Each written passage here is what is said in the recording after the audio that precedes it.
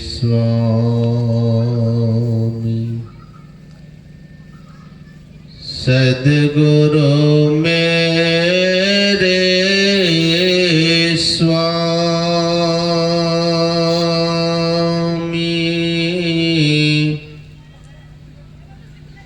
मैं उनके दास।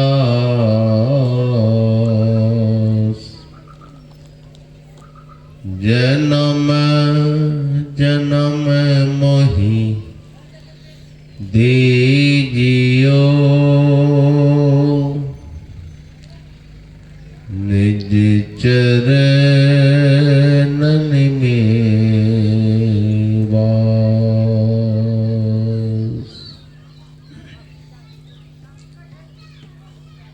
करुणा के अवतार पतित पावन परमाराध्य सद्गुरु महाराज के चरणों में कोटि कोटि नमन। उपस्थित सत्संग प्रेमी माताओं एवं बहनों,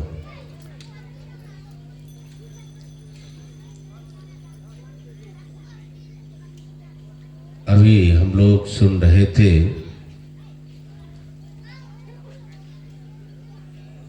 सभी महापुरुषों से मुक्ति के संबंध में।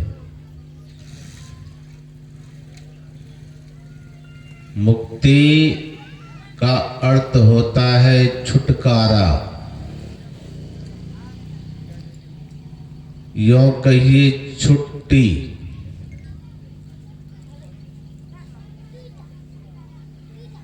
हर कोई चाहता है कि हमको जीवन में छुट्टी मिले।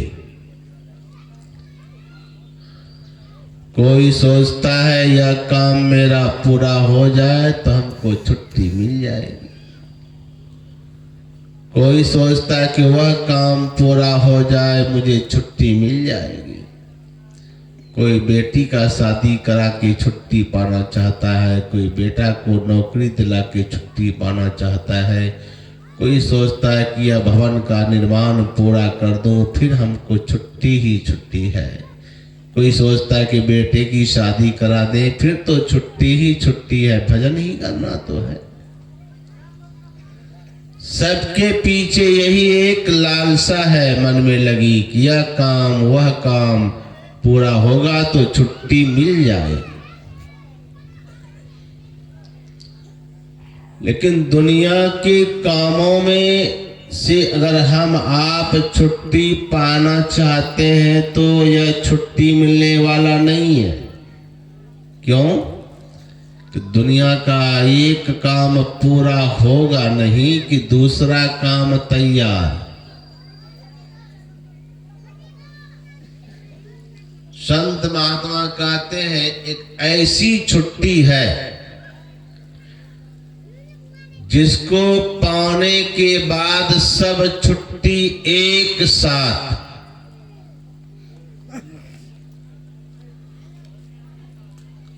वो कौन सा छुट्टी? वही है जिनको आवागमन के चक्र से छुटकारा मिल गया। आवागमन का चक्र किसको कहते हैं? अरे दुनिया में आना, कुछ दिन रहना, फिर दुनिया से चले जाना, यही है आवागमन। जिसको आवागमन के चक्र से छुट्टी मिल गई, जिन्होंने जीवन में आवागमन के चक्र से अपने को छुड़ा लिया, समझिए दुनिया में फिर उसको छुट्टी पाने की कोई जरूरत नहीं। सभी छुट्टी एक साथ। नहीं तो दुनिया के कामों से छुटकारा पाना चाहेंगे तो मिलेगा नहीं।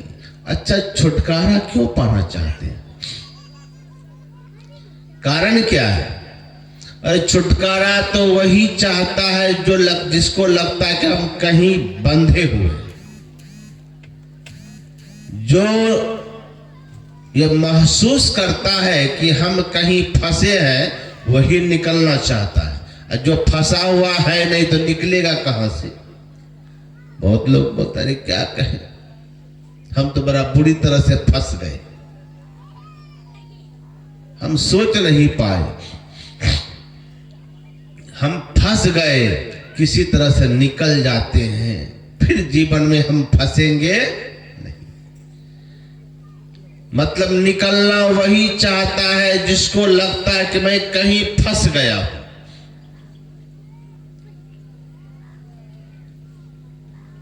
फंसा हुआ व्यक्ति ही निकलने का प्रयास भी करता है।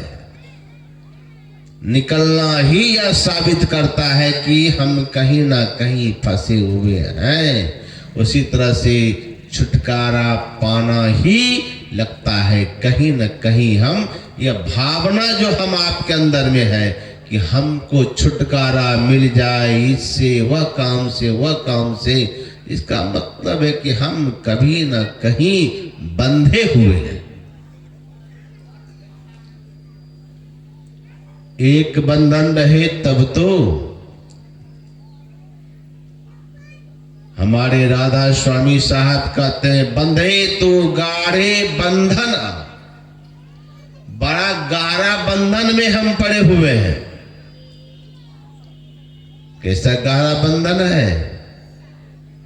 पहला बंधन पड़ा देह का। देखिए बंधन कहां कहां से पड़ रहा है। पहला बंधन पड़ा देह का। सबसे पहला बंधन तो हमको ये शरीर का मिल गया है। पहला बंधन पड़ा देह का, दूसर त्रिया जान। यहां पुरुष पुरुष का वार्तालाप हुआ है, पुरुष पुरुष का संवाद है। इसीलिए एक पुरुष जब दूसरे पुरुष को समझाएंगे तो इसीलिए यहां समझा रहे हैं राधा स्वामी साहब, पुरुष से वार्ता हो रही है। इसलिए कहते देखो जी, पहला बंधन तो शरीर का मिला है, दूसरा बंधन त्रिया जान। पहला बंधन शरीर का, दूसरा बंधन स्त्री का, पत्नी का, नारी का। अगर सहजोबाई और मीराबाई में अगर यह संवाद होता तो सहजोबाई अगर यह बात अगर लिखती तो वह क्या लिखती या वह क्या कहती? ए मीराबाई सुनो, पहला बंधन पड़ा देह का और दूसर पुरुषा पुरखा जा। तब साजोबाई कहती कि दूसरा बंधन स्त्री का नहीं, दूसरा बंधन पुरुष का है। इसलिए सहजोबाई को जब यह ज्ञान हुआ कि यह पुरुष भी हमारे जीवन में बंधन का कारण है,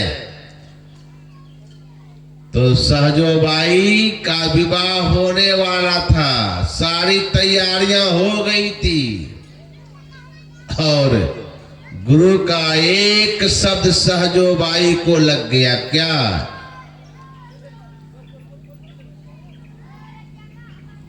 गुरु ने क्या कहा कि सहजोबाई से कि सहजोबाई तुम आए थे कहां, क्या करने के लिए, कहां चले? अर्थात तुम संसार में आए थे भक्ति करने के लिए।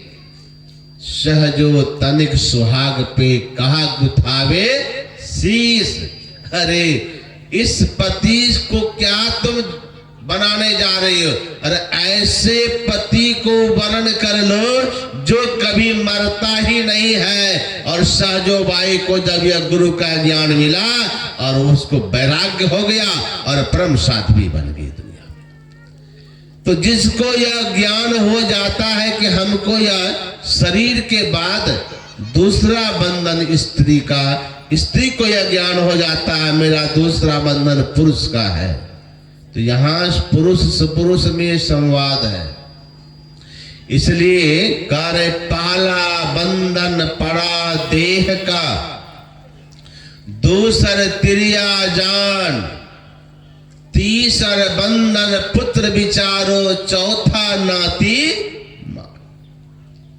नाती कहिए कि पोता कहिए, एक ही बात है। बड़ा जबरदस्त बंधन है पोता का नाती का। बूढ़े बाबा को देखिए ना, दादी माँ सबको देखिए ना, आएंगे सत्संग में इतने ठंड में, लेते आएंगे नाती पोता को साथ में। देवी जी तो आएगी नहीं, उनको तो टीवी या सीरियल देखने से फुर्सत है कहाँ तो सत्संग सुनेगी। तो दादी माँ आएगी तो कहेंगे बहू कहाँ जा रहे हैं, सासू माँ सत्संग में जा रहे हैं, बाबा आए हैं। तो वहां जा रहे हैं तो इसको भी लेते जाइए ना, पोता को ले आए दादी माँ, दादा देखिएगा ना, सत्संग में आएगी, सत्संग में दादा लोग आएंगे, गोद में बिठा करके सत्संग क्या सुनेंगे। बस वही पोता को ही खिलाने में हंसाने में समय बीत जाता है। तो हमारे सहजो भाई कह रही है, जाके पुत्र में वासा, और वे मर के कहां जाएंगे, सुअर घर वासा। अगर आप बच्चे को खिलाने में समय बिता रहे हैं, मैं ये नहीं कहता हूं आपका बच्चा उठा के फेंक दीजिए, बच्चा है तो खिलाना ही पड़ेगा, बच्चा है प्यार करना ही पड़ेगा, कीजिए। लेकिन भजन सत्संग का समय हो, ध्यान का समय हो, इतना दुर्लभ चीज संसार में है, सबसे बड़ा दुर्लभ साधु का संग, सत्संग जीवन में मिलता है। मिलती है साधनों की संगति जिंदगी में कभी कभी, लाती है तकदीरें ऐसे मोड़ पर कभी कभी। ए दौलतमंदो, दौलत पर अभिमान मत करना, क्योंकि दौलत देखकर भी खुदा छीन लेते हैं कभी कभी। इतना दुर्लभ, बराबर साधु महात्मा कहते, तात मिले तात मिले पुण्यमात मिले, सुत भ्रात मिले युवती सुखदाई, राज मिले गजबाज मिले, सब साज मिले मनवांछित फल पाई। लोक मिले सुरलोक मिले, विधि लोक मिले बैकुंठ हो जाई। सुंदर और ही मिले सब सुख। सुंदरदास जी महाराज कहते हैं, और भी जो जो सुख का मैं वर्णन नहीं किया हूं वह भी आपको मिल जाए। लेकिन संत समागम दुर्लभ भाई, ये संतों का समागम बड़ा ही दुर्लभ है। ऐसे दुर्लभ समागम मिल गया बाबा को, आए घर द्वार छोड़ करके पंडाल में बैठे और कर क्या रहे हैं, सत्संग हो रहा है, प्रवचन हो रहा है, और बैठ करके वह क्या करते, वही पोता को पोती को खिलाने में समय बर्बाद करते। तो परिणाम क्या होगा, परिणाम सुन लीजिए। अभी आप सुन रहे थे, हमारे भगवान शंकर ने ब्रह्मा जी से क्या कहा, हे ब्रह्मा जी, देहावसान समय चित्ते यदद्वि भावे तत्तदेव भवे जीव इत्येव जन्म कारणम। दे त्याग के समय चित्त में जो जो भावनाएं जीव करता है, वही वही जन्म का कारण है, वही वही जन्म का कारण है।